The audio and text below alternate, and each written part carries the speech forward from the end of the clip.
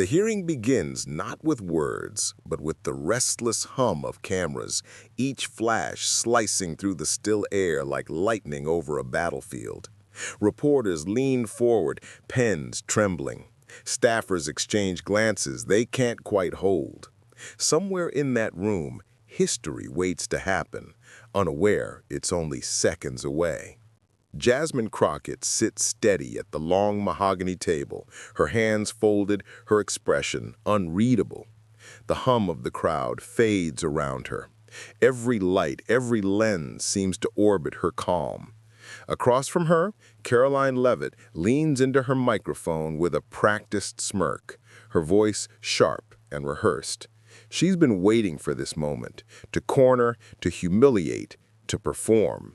"Let's be honest," Leavitt begins, each syllable dripping with disdain.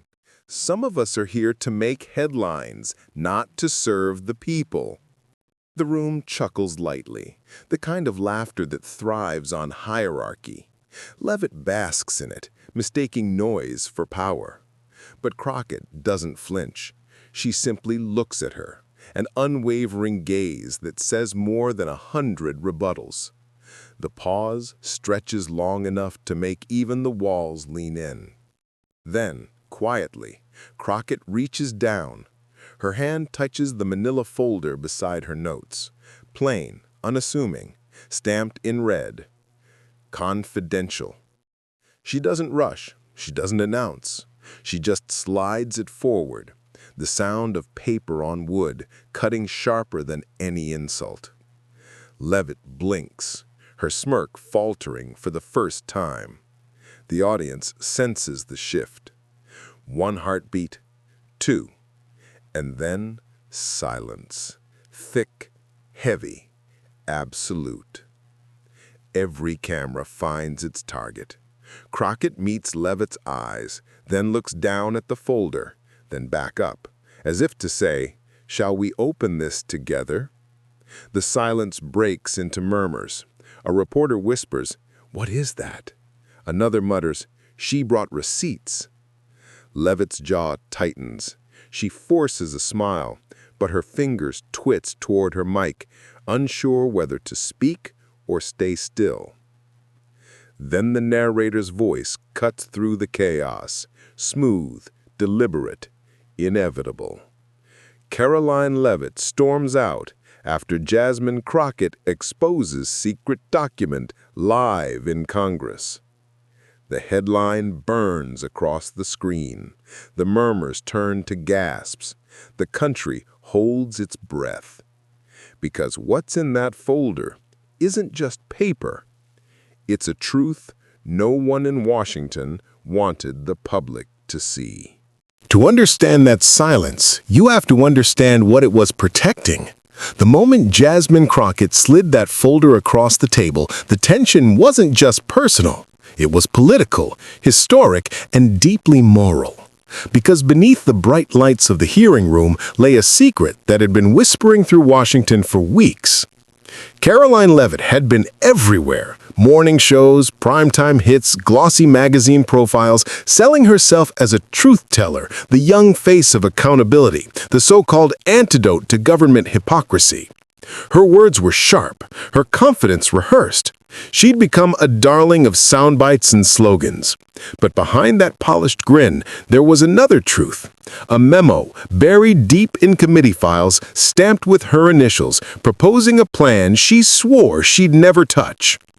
The document was never meant to surface. It was technical, dense, laced with coded language that could fly under the radar. But it didn't. Somewhere, someone read it carefully enough to see what it really meant. Policies that contradicted every speech she'd given about transparency and fairness. That someone was Jasmine Crockett. Weeks before the hearing, her staff had received an anonymous tip. "Check the subcommittee attachments," the message read. A young aide spent nights combing through stacks of procedural paperwork until she found it. One digital file hidden under an innocuous title. Revised Oversight Protocols. When Crockett read it, she understood instantly why it had been buried. The narrator's tone shifts. Cool, cutting, deliberate. Leavitt's public image depended on illusion. She stood before cameras declaring, "We don't hide documents, we reveal them." But that secret memo did the opposite. It gave certain offices the power to classify information indefinitely, effectively lacking inconvenient truths behind bureaucracy. And when word of its existence began leaking to reporters, Leavitt's machine went into overdrive. Statements were issued, denials rehearsed.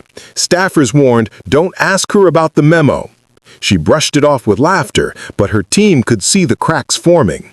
The woman who prided herself on control was now chasing her own shadow. Meanwhile, Crockett didn't rush. She built her case quietly, knowing that exposing the document wasn't about vengeance, it was about values. She understood that to challenge power effectively, you don't shout, you wait for the moment when the truth can't be ignored. Flashbacks unfold like flashes of lightning. A late-night text from a journalist asking, "Is it real?" A closed-door meeting between aides whispering, "If this leaks, it's over." Crockett alone in her office, reading the memo under the dim desk lamp, lips tightening, eyes steady. This was never just two women clashing on camera. It was a collision of two Americas, one built on optics, the other on substance. Leavitt's arrogance had turned truth into a brand. Crockett was about to turn that brand inside out. And so, as the cameras rolled that morning, every second became a countdown. Leavitt believed she was walking into another easy performance. Crockett knew she was walking into history. Because sometimes the most powerful weapon in a room full of microphones isn't volume, it's evidence. And when Crockett opened that folder live on air, the illusion shattered. Leavitt's campaign of control dissolved into panic. For the first time, the cameras weren't amplifying her story, they were documenting her unraveling. Because in that instant, Karoline Leavitt realized the cameras were no longer her allies, they were witnesses. Long before the folders slid across the table, Karoline Leavitt had already built her own mythology, not around service, but spectacle.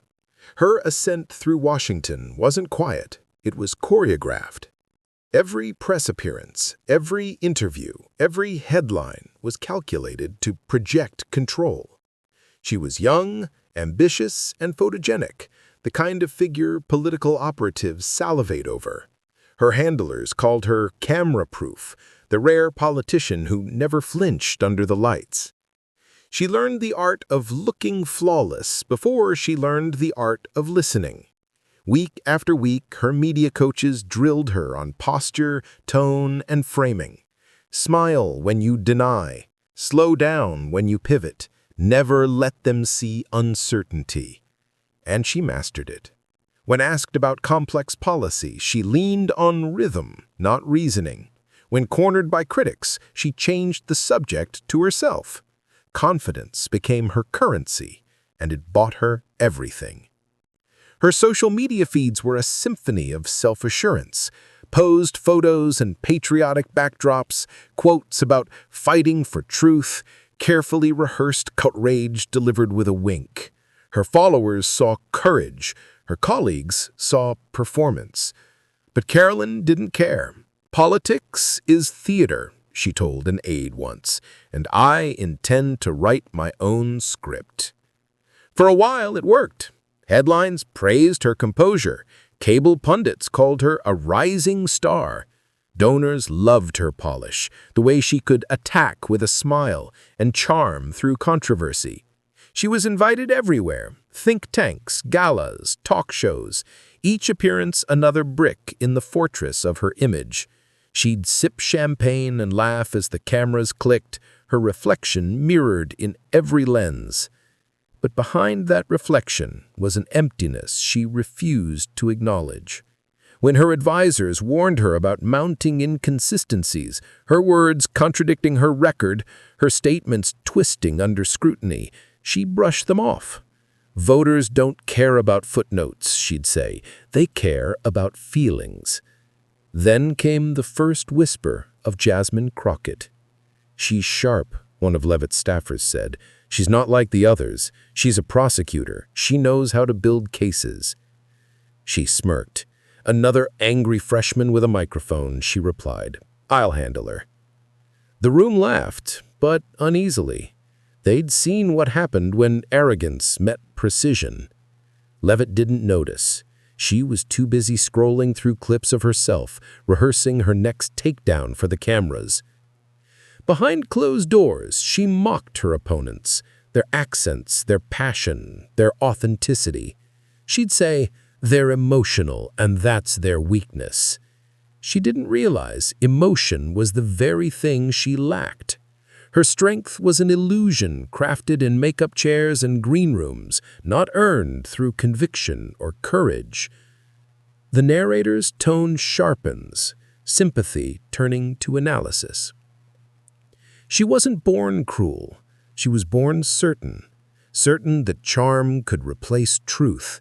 Certain that image could outshine integrity. Certain that no one would ever dare challenge her on live television. Certainly not a woman who refused to play her game. In private, her closest advisor, a weary strategist named Ben, tried to warn her. "Ben, Crockett's different. She doesn't attack. She waits. She listens. And when she speaks, people believe her." Karoline didn't look up from her phone. "Belief is branding, Ben, and I built a better one." He sighed, knowing she wouldn't hear him until it was too late. There was another moment, a quiet dinner after a televised debate. Leavitt's team replayed footage where she interrupted, sneered, dismissed. She watched herself with delight, laughing when she saw her opponent falter. "Look at her face," she said. "She's rattled." Ben stared at the screen and said softly, "No, Karoline, she's calculating." Long before the folder slid across the table, Karoline Leavitt had already built her own mythology, not around service, but spectacle. Her ascent through Washington wasn't quiet, it was choreographed. Every press appearance, every interview, every headline was calculated to project control. She was young, ambitious, and photogenic, the kind of figure political operatives salivate over. Her handlers called her camera-proof, the rare politician who never flinched under the lights. She learned the art of looking flawless before she learned the art of listening. Week after week, her media coaches drilled her on posture, tone, and framing. Smile when you deny. Slow down when you pivot. Never let them see uncertainty. And she mastered it. When asked about complex policy, she leaned on rhythm, not reasoning. When cornered by critics, she changed the subject to herself. Confidence became her currency, and it bought her everything. Her social media feeds were a symphony of self-assurance, posed photos and patriotic backdrops, quotes about fighting for truth, carefully rehearsed outrage delivered with a wink. Her followers saw courage, her colleagues saw performance. But Karoline didn't care. "Politics is theater," she told an aide once, "and I intend to write my own script." For a while, it worked. Headlines praised her composure. Cable pundits called her a rising star. Donors loved her polish, the way she could attack with a smile and charm through controversy. She was invited everywhere. Think tanks, galas, talk shows, each appearance another brick in the fortress of her image. She'd sip champagne and laugh as the cameras clicked, her reflection mirrored in every lens. But behind that reflection was an emptiness she refused to acknowledge. When her advisors warned her about mounting inconsistencies, her words contradicting her record, her statements twisting under scrutiny, she brushed them off. Voters don't care about footnotes, they care about feelings. Then came the first whisper of Jasmine Crockett. "She's sharp," one of Leavitt's staffers said. "She's not like the others. She's a prosecutor. She knows how to build cases." Leavitt smirked. "Another angry freshman with a microphone. I'll handle her." The room laughed, but uneasily. They'd seen what happened when arrogance met precision. Leavitt didn't notice. She was too busy scrolling through clips of herself, rehearsing her next takedown for the cameras. Behind closed doors, she mocked her opponents, their accents, their passion, their authenticity. They're emotional, she'd say, and that's their weakness. She didn't realize emotion was the very thing she lacked. Her strength was an illusion, crafted in makeup chairs and green rooms, not earned through conviction or courage. The narrator's tone sharpens, sympathy turning to analysis. She wasn't born cruel. She was born certain. Certain that charm could replace truth. Certain that image could outshine integrity. Certain that no one would ever dare challenge her on live television. Certainly not a woman who refused to play her game. In private, her closest advisor, a weary strategist named Ben, tried to warn her. Ben, he said one night in her office, Crockett's different. She doesn't attack. She waits. She listens. And when she speaks, people believe her. Leavitt didn't look up from her phone. Belief is branding, Ben, and I built a better one. He sighed, knowing she wouldn't hear him until it was too late. There was another moment, a quiet dinner after a televised debate. Leavitt's team replayed footage where she interrupted, sneered, dismissed. She watched herself with delight, laughing when she saw her opponent falter. Look at her face, she'd say. She's rattled. Ben stared at the screen and said softly, No, Karoline, she's calculating. But Leavitt only heard applause echoing in her mind. The sound of validation had become her addiction. Every cheer, every retweet, every flattering headline fed the illusion that she was untouchable. She didn't see how brittle it made her, how dependent she had become on attention she couldn't control. And so when whispers of a hidden document began to surface, she laughed them off as gossip. Let them try, she told her communications director. I thrive under pressure. Her team exchanged nervous glances. They'd seen the folder. They knew what it contained. They also knew Crockett would never go public unless she could prove every word. But Leavitt's world had no room for consequences. She saw only optics, and in optics, confidence always won. She rehearsed one more round of talking points, adjusted her blazer, and smiled into the mirror. They'll never catch me off guard. The narrator's voice lowers, intimate, almost regretful. In the game of power, arrogance isn't confidence, it's blindness. And Karoline Leavitt, the woman who built her empire on mirrors, was about to walk into a room full of glass. That laughter she loved so much, the one she used to drown out warnings, to silence doubt, would echo in her mind the moment the truth hit the table. The hearing resumes like a storm that's been holding its breath.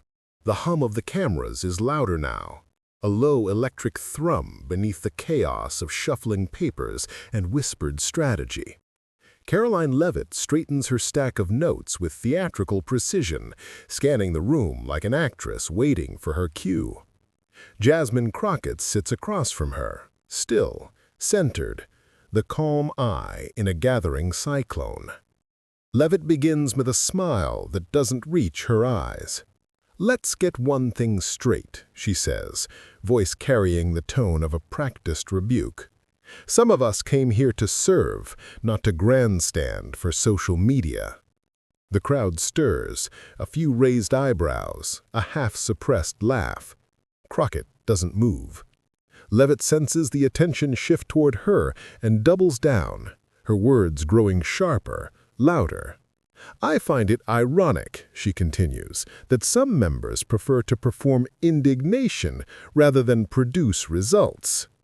Her hand slices through the air like punctuation, each motion rehearsed, each glare meant for the cameras she thinks are still hers. She's playing to the feed, not the facts. Crockett watches her carefully, studying her rhythm, The rising pitch, the clipped consonants, the way her voice falters ever so slightly between sentences. She's seen this before, confidence mistaking itself for dominance. Leavitt interrupts again and again, words colliding into one another, leaving no room for reply. The committee chair tries to restore order, but she waves him off.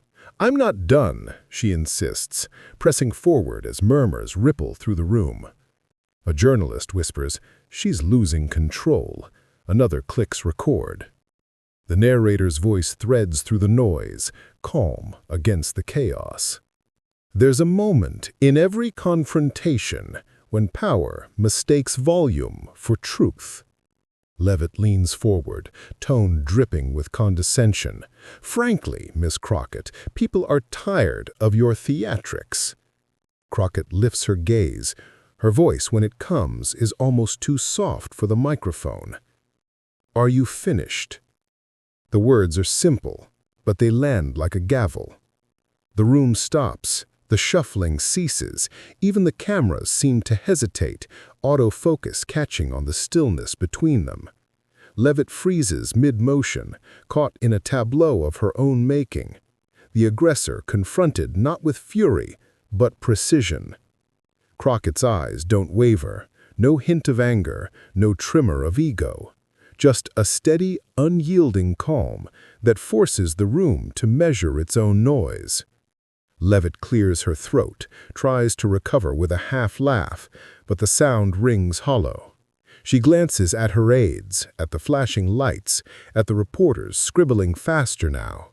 For the first time, she realizes she's no longer setting the tempo, she's following it. Crockett straightens in her chair, folding her hands neatly. The silence stretches, and in that silence, the balance of power shifts. The narrator continues, voice deep and deliberate. Every debate has a heartbeat, a rhythm that decides who leads and who reacts. In that instant, Jasmine Crockett owned the rhythm, and Karoline Leavitt felt it slip away. A camera pans closer. The lens catches a flicker of something on Leavitt's face, not outrage, but uncertainty. She opens her mouth, but no words come. The air feels heavier now, the tension vibrating like a held note. Crockett waits. 1 second, 2, 3. Then she exhales, slow and measured, eyes never leaving her opponent. The effect is magnetic. Even those who came to dismiss her can feel it, the control, the restraint, the authority that doesn't need to be shouted to be known. A young staffer in the back whispers, "She's about to do it." Another murmurs, "Watch her hands." The narrator leans in. And just like that, the room forgot the noise, forgot the politics, forgot the pretense. All they could see was composure meeting chaos and composure winning. Leavitt fidgets with her papers, trying to find her voice again. "If you think," but the words stumble out of rhythm. Crockett doesn't reply.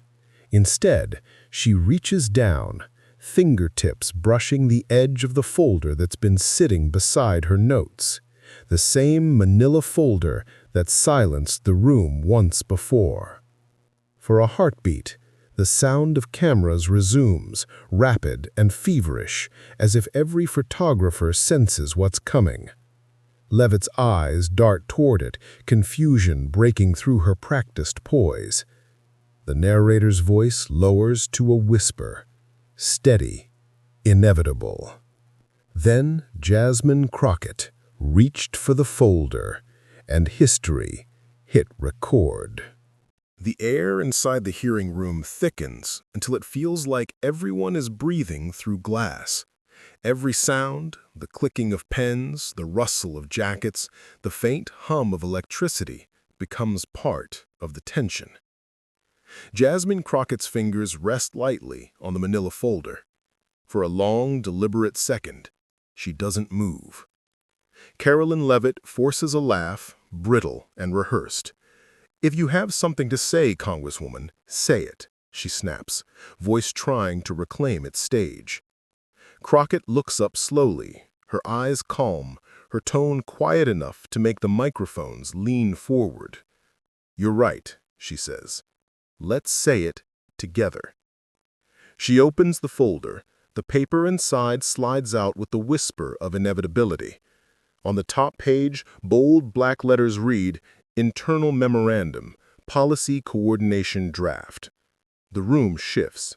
Reporters instinctively lift their phones. Crockett continues, voice steady. "This," she begins, "is an internal memo from your office dated 3 weeks before you held your press conference condemning Section 14. She turns one page, eyes scanning. It outlines full support for that same section. Your signature appears at the bottom. A murmur runs through the chamber, low, disbelieving, electric. Karoline Leavitt blinks, color draining from her face. That's not... Crockett doesn't raise her voice. "I believe these are your own words," she says, reading aloud from the document. "We must ensure narrative consistency while maintaining internal approval pathways." She looks up. "Would you like me to continue?" A few people in the back gasp.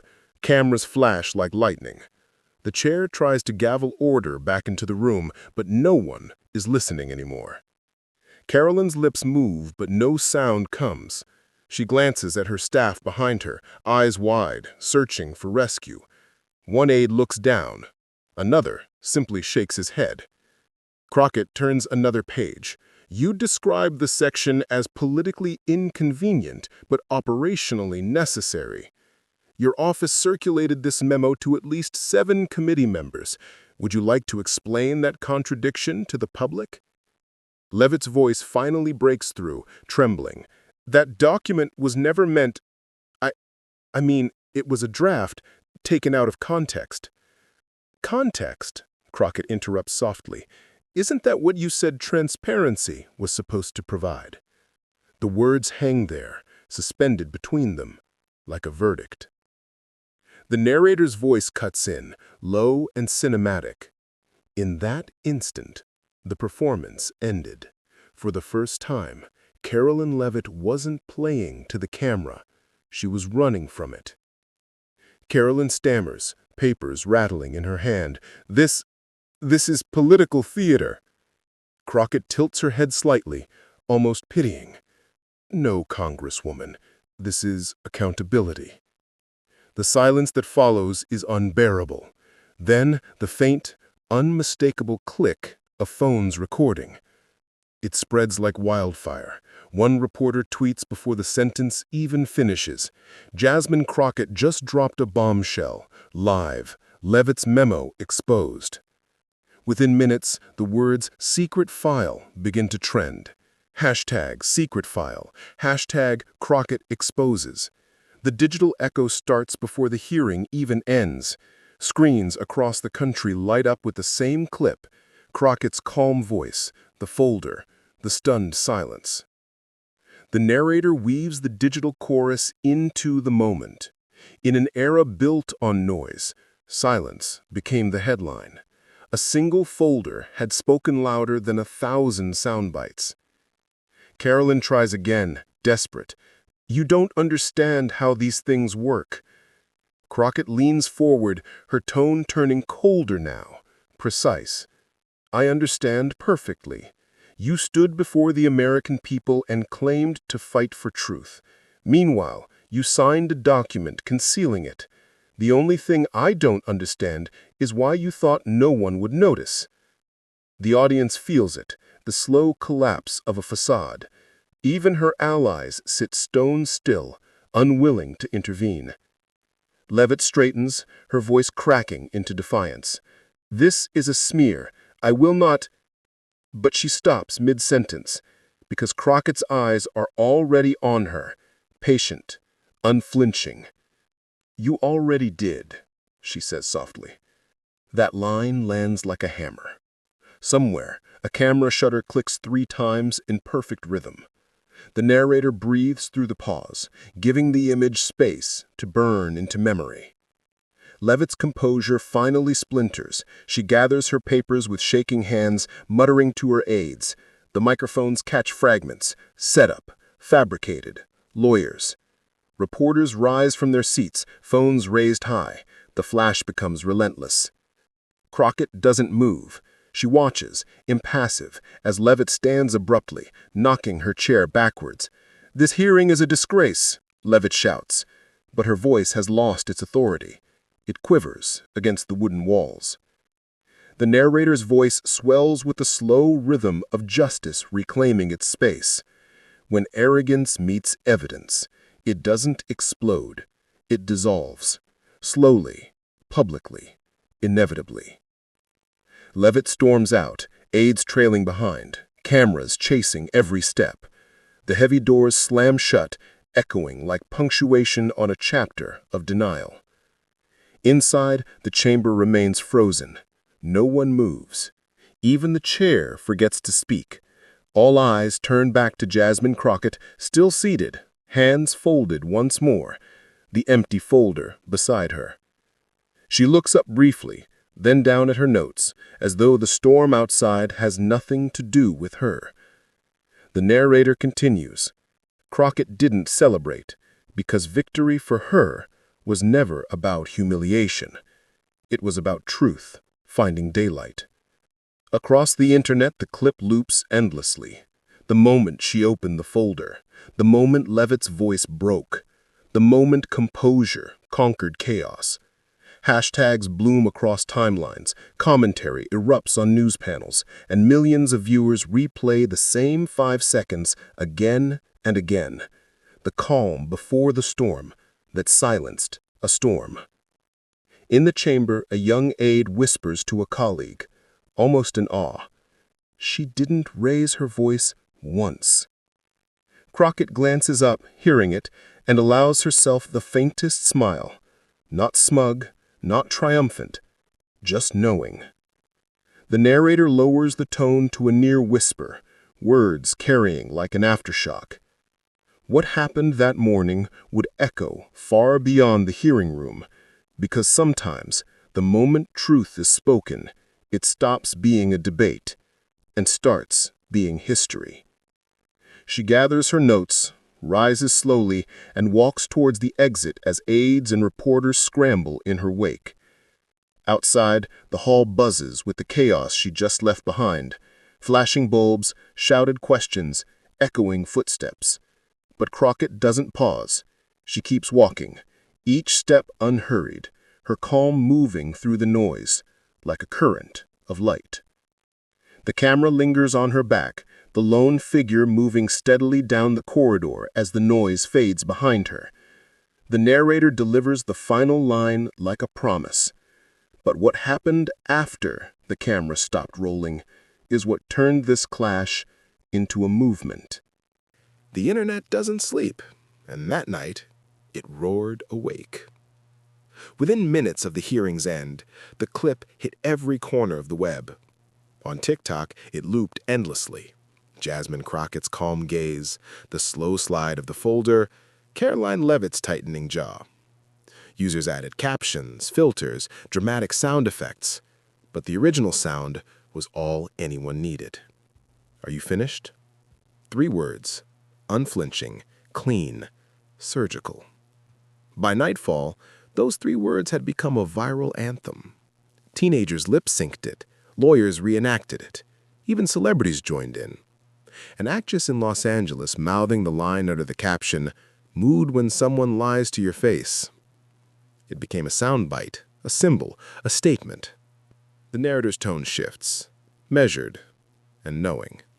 In an age addicted to outrage, composure had just gone viral. Twitter, or what was now called X, exploded. One thread read, "Crockett didn't raise her voice once. She let the evidence do it for her. That's leadership." Another user replied, "Leavitt came for a headline. Crockett gave her history instead." Within hours, #SecretFile and "Are You Finished" were trending across the country. The clip hit 1 million views, then 10 million. Reaction videos poured in. A late-night host replayed the moment with mock tension, holding a folder marked "Confidential" before dropping it on his desk. The audience erupted in laughter. But the laughter carried a pulse of something deeper. Respect. Vindication. People saw in Crockett not just a politician, but a mirror of every moment they'd been underestimated, talked over, dismissed. Every time someone raised their voice at her, she lowered hers, until her silence became a weapon. By morning, Leavitt's team was in panic mode. Her communications director issued a statement calling the leak deceptively edited. It was meant to control the damage. Instead, it poured gasoline on the fire. Fact-checkers immediately published side-by-side screenshots.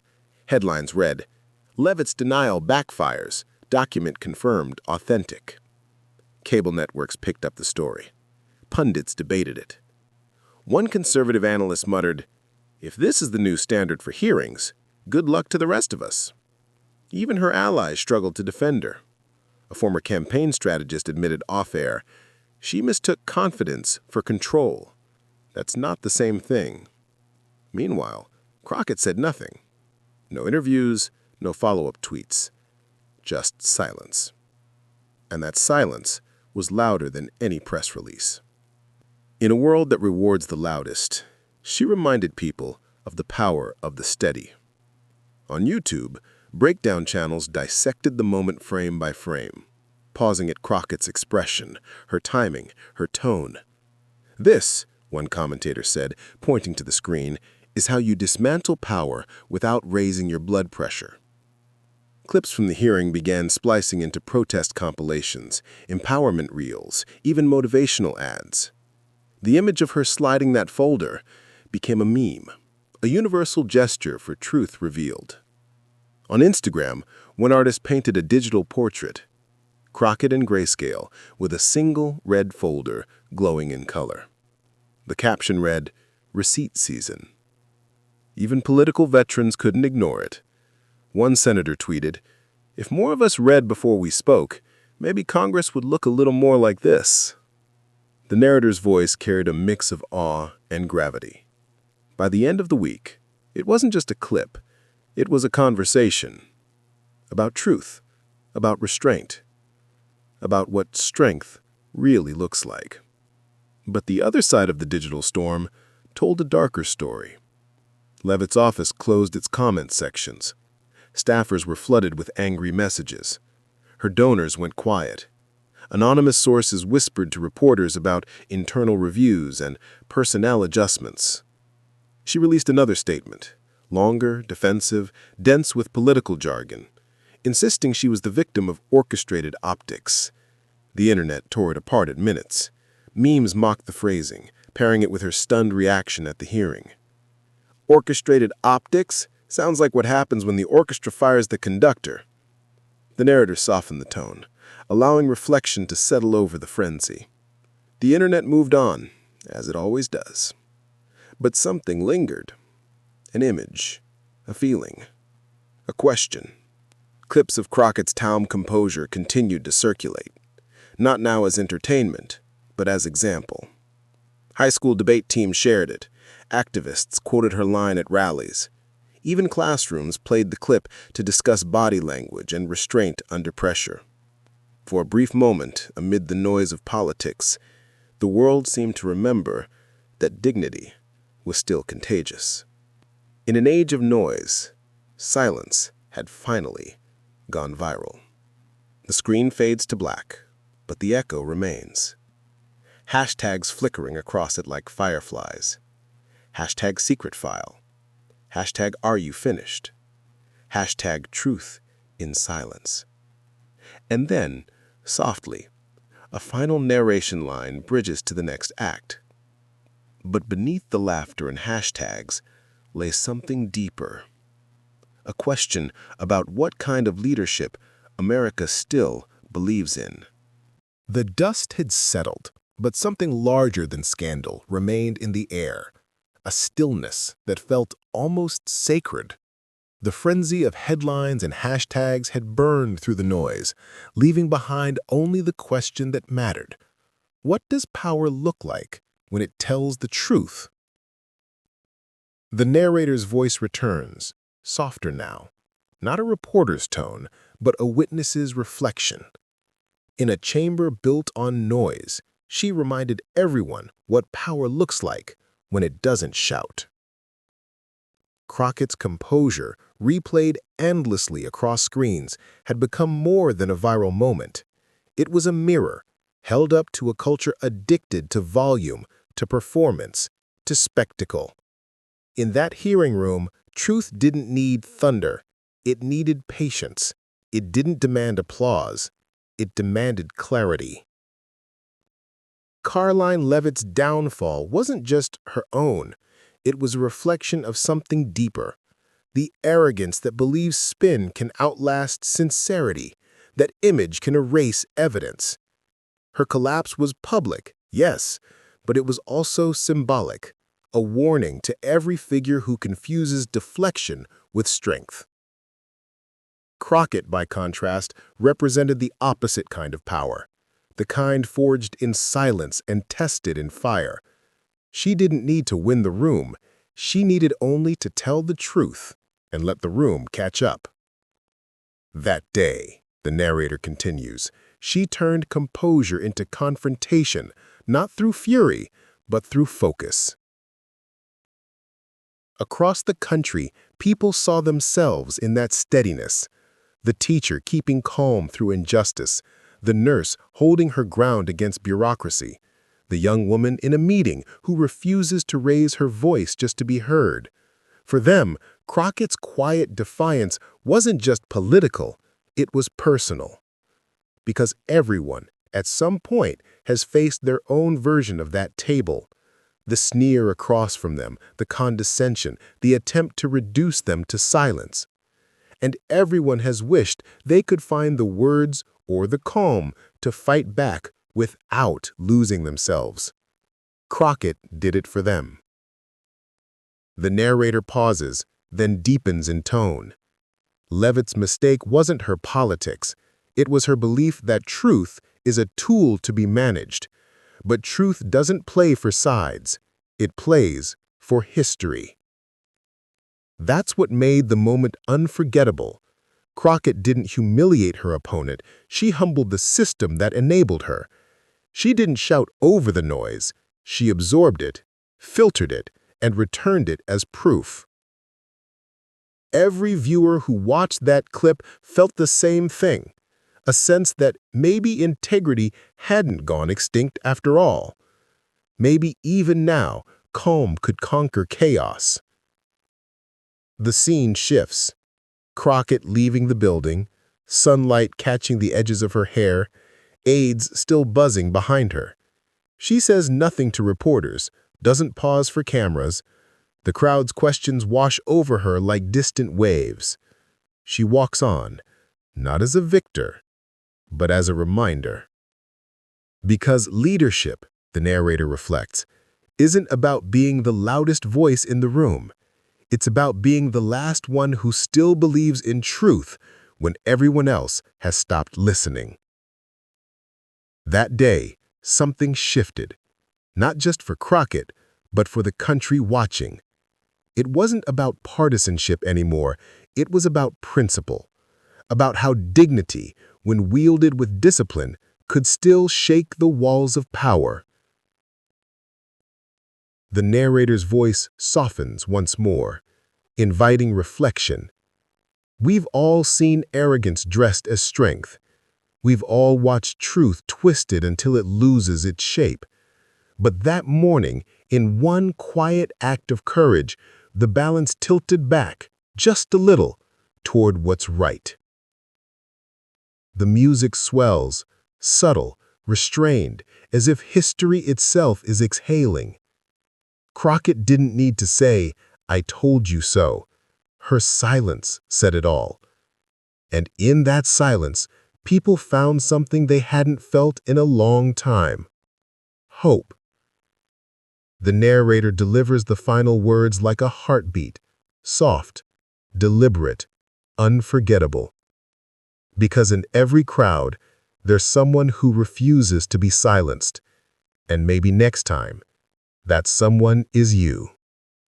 If you've ever been interrupted, if you've ever been talked over, dismissed, or made to feel like your calm was weakness, this moment was for you.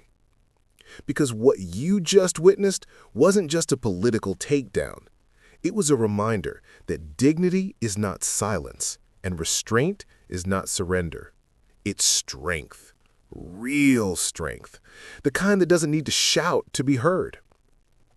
That's what it looked like when Karoline Leavitt tried to silence Jasmine Crockett and ended up walking out on the truth.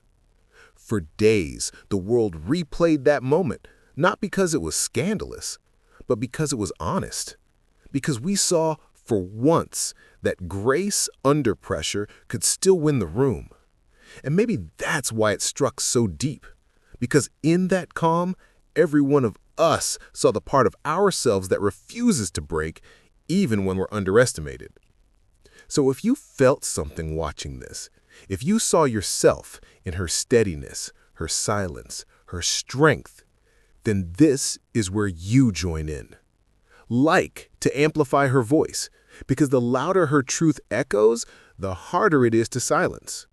Comment if you believe composure is the loudest form of power, because the world needs to hear it from more than one voice. Subscribe, not just for another video, but for a movement that reminds us dignity deserves a platform. Because the story doesn't end in that chamber. It continues every time someone like you stands your ground and lets truth speak for itself. And one day soon, when another voice tries to talk over yours, you'll remember this moment, and you'll smile, because now you know exactly what power sounds like.